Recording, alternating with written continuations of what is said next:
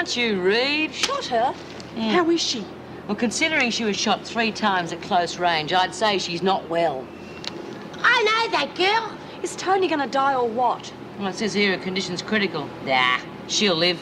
Take a silver bullet to kill her. Who'd done it? Who'd do a thing like that? Who'd have the nerve? She's the one. She's the one I saw being taken by Mrs. Jackson into solitary. Yeah? Well, what do you know? She's only a bit of a kid. Well, I wouldn't want to be in her size fives. Yep. Tony dies, she'll be here on a permanent basis. And if she doesn't, she'll be waiting for her on the outside. God, she's young to be in that much trouble. She doesn't know what trouble is. Where did you get that? No, don't tell me. I don't want to know. Don't crush it, I haven't read the comics yet. Got any news, Mrs. Jackson? How's Tony? Yeah, look, when are we going to get our radios back? What harm can that do, Mrs. Jackson? You know what Mr. Fletcher said? All privileges cancelled. Oh, how long is he going to keep that up? He hasn't consulted me, Bee. I used to think Mrs. Davidson was a pain. Oh, she's a little ripper compared with that one. Yeah, she can't come back too soon for me. Don't hold your breath. She is coming back, isn't she? We're not going to be stuck with old Hammerhead. Mr. Fletcher's in charge now, and whilst he's in charge, his word is law. To the staff as well, if you're thinking of taking it out on us. So we just have to cop it sweet, eh? And I mean all visitors. No more buddy-buddy arrangements. From now on, all visitors must be referred to me for clearance. Yes, Mr. Fletcher. Does that include solicitors? Yes, it does. Well, if you're not available, sir. I'll always be available. Well, in cases of emergency, does Miss Bennett have any authority in this area? No, she doesn't. Morning, Mrs. Nichols, Miss Watson. I'm Jim Fletcher, acting governor in Mrs. Davidson's absence. You're, Dr. Weissman. Ah. What's happened to Mrs. Davidson? Did the department send you Dr. Weissman? Yes, I'm here to evaluate Miss Rosalind Colson. Get her to the interview room, will you please, Miss Watson? Right this way, please, Doctor. Thank you. But you knew your mother had criminal associates. I knew she wanted to protect me from them. But you knew the source of her income. She didn't talk about it much. Oh, you must have suspected. Tell me, did it worry you at all? You have to accept things you can't change. I knew that she loved me. That was what mattered to me. Tell me, how do you define love, Rosalind? Responsibility. Go on. You accept full responsibility for someone. That's love. My mother always looked after me. When she got old, I was going to look after her.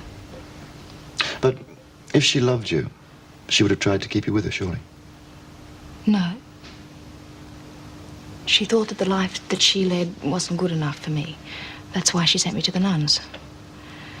She wanted me to be brought up like a lady. She thought they'd make a better fist of it than she could. So you didn't see much of her then? We always had our holidays together, just the two of us. And she wrote to me every week, never missed. She rang me just before she was killed. She was scared. What did she say? She said she was quitting it all and coming up to Sydney. We were going to go away somewhere together. Then that woman shot her. Antonia McNally. Yes. I couldn't let her get away with it. But you knew it was wrong to take the law into your own hands. Mrs. McNally bought the law. She owned it. She twisted the law like a corkscrew. So it was up to me. You didn't feel any guilt at all?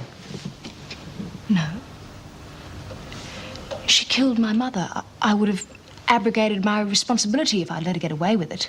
Yes, but you knew you'd have to pay for it. That's beside the point, Doctor. No regrets at all, then? No. Why should there be? I've done nothing wrong. Well, that was an experience. In what way? Well, I've never had a teenage murderess who sounded so convincing. What's your opinion of her? Well, if she intends pleading insanity, she's just flunked her interview. Sane. Oh, yes, quite sane. There's no remorse, no guilt, no concern about the shooting at all, but quite sane. In fact, I could find no indication of mental imbalance whatsoever.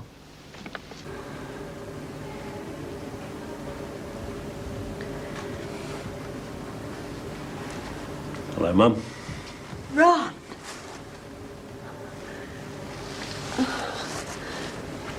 How are you feeling? Oh, fine. That's not what Dr. Miller says. Oh, he exaggerates. He shouldn't have worried you. I'm glad he did. If it wasn't for him, I'd never have known. Why didn't you contact me before? I thought I could manage, Ron. Trouble with you is you don't know when you're beaten. I didn't want to put any more on your plate. My plate. Look, I think the best thing you and Judy can do is to come home with me. Have you asked Lorraine? She'll come round. She's got to. You couldn't get Judy to go home now. She's got her own idea of a family unit, and it's her and me and the baby. She's set on it. I don't know what a bloke can do then. Well, you could drop in and see that she's not eating all that rubbishy food she's so fond of. Get her to buy some steak, Ron, and cook it with 3 vegetables, and eat fruit and cheese and plenty of milk. Easier said than done. I'll try. Wish they'd let me go home. She's near her time. I don't want her to be there on her own. No, don't you worry. Just you get well. I don't know what I can do, but I'll do something. The women are getting very bored and restless. Well, they weren't sent here to be entertained. They can do without their toys for a little while longer. They are keeping up a constant pressure on the staff. It'd help if we had some idea of when restrictions were going to be lifted. They'll get their privileges back when they earn them. And they're not going to earn them by pressuring my staff. You might consult your staff, Mr. Fletcher, but with due respect, I think we work more closely with the women than you do. Has any officer been complaining? No, not exactly complaining. Good. We don't want any malcontents in Wentworth. What will I tell the women then? Why tell them anything? I think this situation should be diffused before it gets out of control. I've lived through several riots at Wentworth. I wouldn't want another one. I can understand your anxiety, Mrs. Jackson. But please leave me to handle this my own way. I know what I'm doing. Meanwhile, the devil finds mischief for idle hands to do. I don't intend them to be idle. I'm going to start up the exercise program again. Everybody out in the grounds, no one exempted. It'll do them a damn sight more good than lolling around the rec room. Mrs. Davidson found it advisable to ignore that the last time, Mr. Fletcher. I'm not interested in Mrs. Davidson's reasons. I'm in charge now. But when she comes back... If she comes back. She may not, you know.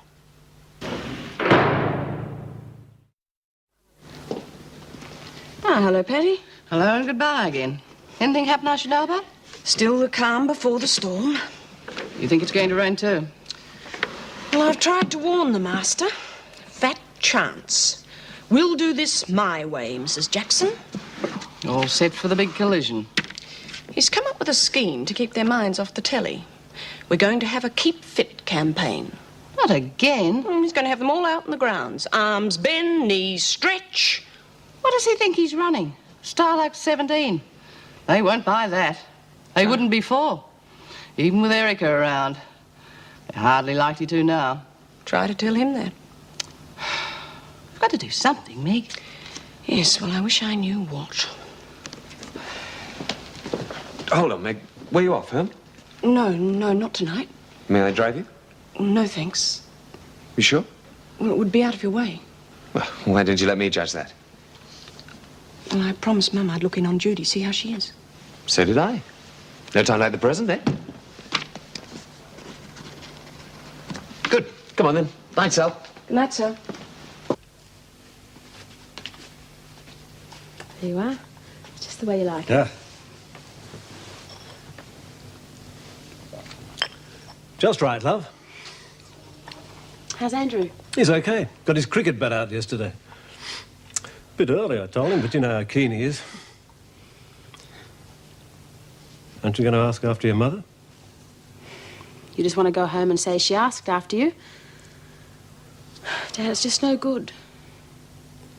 Come back, Judy. I'd rather die on the street. Well, there's a fair chance of that. Look, it's no use, love. You can't stay here on your own. There's no such word as can't. You used to tell me that. I didn't know the odds against you then.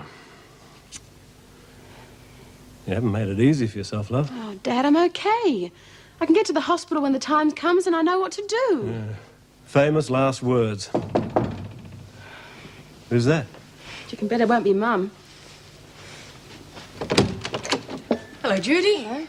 Mrs. Jackson and Dr. Miller. Dr. Miller, you rang me.